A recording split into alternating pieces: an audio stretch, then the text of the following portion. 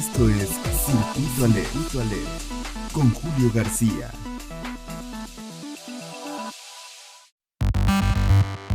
Desde que apareció allá en 2019, en diciembre, el virus causante de la COVID-19, el SARS-CoV-2, ha provocado millones de casos en el mundo del llamado COVID largo, que es una enfermedad que se caracteriza, entre otras cosas, por fatiga constante, confusión mental, dificultad para respirar y, en casos muy graves, daño pulmonar.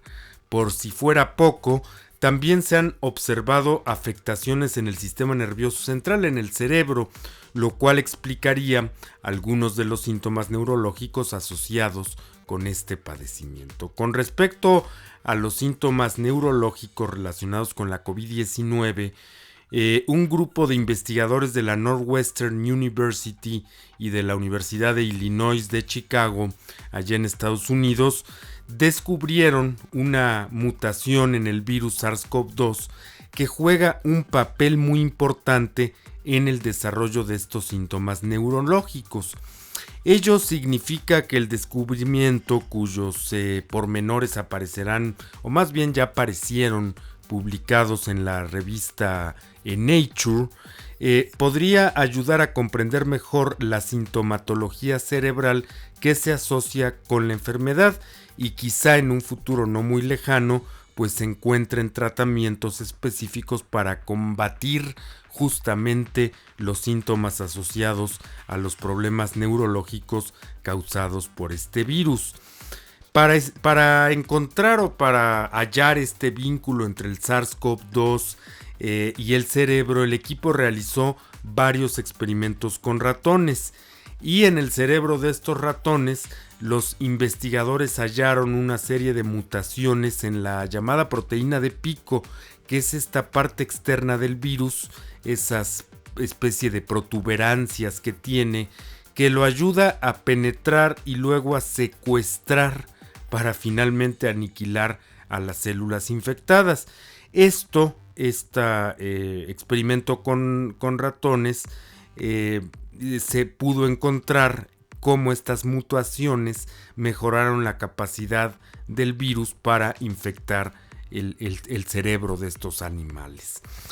En una entrevista con el portal de internet Neuroscience, el coautor del estudio, porque son varios autores, pero uno de ellos es Judd Hultquist, mencionó que, entre otras cosas, que al observar los genomas de los virus que se encuentran en el cerebro en comparación con los del pulmón, se pudo descubrir que la mutación específica en el pico, en estas protuberancias, eran mucho mejores para infectar el cerebro de estos animales. Esto lo estoy citando.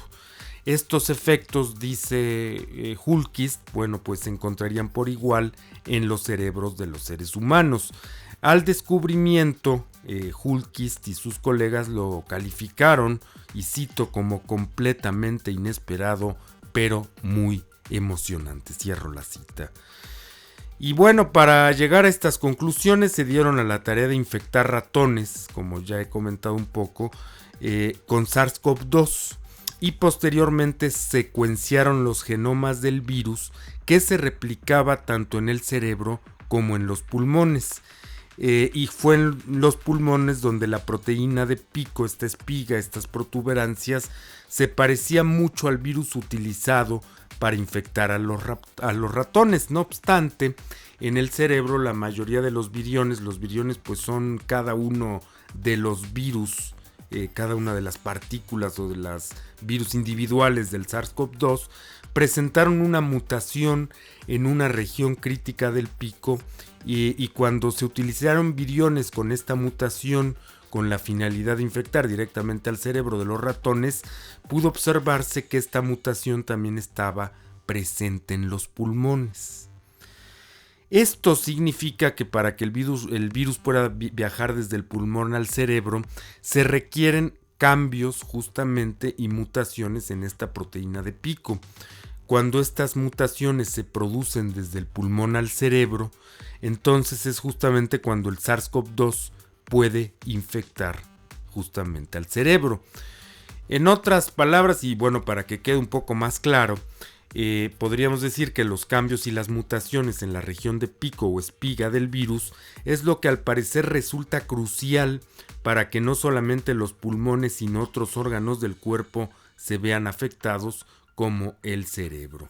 Al respecto, y también en una entrevista, bueno, en esta misma entrevista que le hizo el portal Neuroscience a Hultquist, también él mencionó que creemos, cito, que esta región de pico es un regulador crítico de si el virus ingresa o no al cerebro, y por lo tanto podría tener grandes implicaciones para el manejo de los síntomas neurológicos que muchos pacientes infectados por COVID han manifestado. Y cierro la cita. Entre los síntomas neurológicos que las personas pues han manifestado, habría que destacar, por ejemplo, la pérdida del olfato y el gusto, que se dio sobre todo con las primeras variantes del SARS-CoV-2. También se ha presentado niebla mental y por supuesto el llamado COVID largo. Por otro lado, y bueno, esto es también importante mencionarlo, aún se desconoce si el COVID largo es causado por una infección directa de las células del cerebro o bien por alguna respuesta adversa del sistema inmunitario que está presente más allá de la infección. Pareciera que hay dos maneras de explicar este COVID largo. Una es el sistema inmunitario y la otra es precisamente cómo las células del cerebro se infectan. Pero hasta el momento pues no se sabe bien a bien cuál de estas dos causas o si el sistema inmunitario o las células del cerebro son las responsables de que se produzca el COVID largo o ambas cosas. El pasado 17 de julio, esto también hay que decirlo, de 2024, por ejemplo, un grupo de investigadores publicó en la revista Science Translational Medicine un interesante trabajo en el que dan cuenta del daño pulmonar causado precisamente por el COVID largo. En esta investigación, pues los científicos le dan mayor relevancia a la cuestión del sistema inmunitario. Por ejemplo, hacen alusión al hecho de cómo este sistema inmunitario, como los macrófagos, que son un tipo de células blancas que combaten en nuestro organismo a los virus y bacterias, juegan un papel crucial en la destrucción del SARS-CoV-2. Además, un exceso de una proteína presente en nuestro organismo, la IFNY, es la que justamente suele provocar la inflamación de algunos órganos como los pulmones, provocando que la infección de COVID pueda complicarse. Y bueno, ya para terminar de todo esto, pues podemos concluir que la enfermedad por SARS-CoV-2 o en la enfermedad de SARS-CoV-2 existen muchas variables a tomar en cuenta. Estas variables, que son muy complejas, tienen que ver con la respuesta de nuestro sistema inmunitario, como con las mutaciones que va teniendo la espiga o el pico del virus, estas protuberancias a lo largo de todo del tiempo y sobre todo de las circunstancias.